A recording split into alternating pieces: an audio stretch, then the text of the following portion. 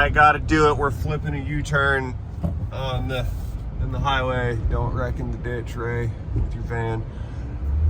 You guys gotta see this. There's this guy up here. He's on the side of the road and he's got a bunch of lumber and carpentry equipment and he's building like a camper shell on his truck. This dude is down here building some stuff on this. There he is. There he is right there. Just hang on, we're almost there. This guy is building something on the side of the road.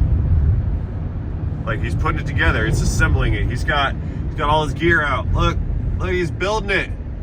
He's building an apartment on top of his house.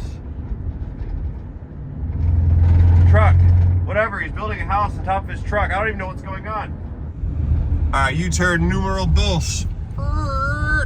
Spin it.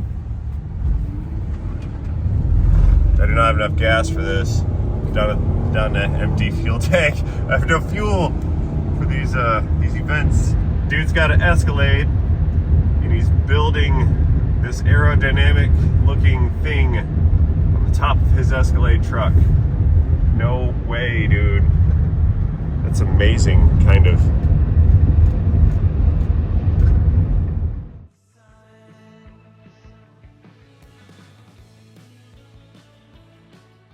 Approximately 10 hours later. What? No way, you guys. It's like end of day now. I'm headed back to the house, and that guy who's building the camper on top of his Escalade truck is still here, and he's still building the camper. He got a ladder out. Look at this dude. Look at this dude. He's like building it on the side of the road. He's still in there doing it.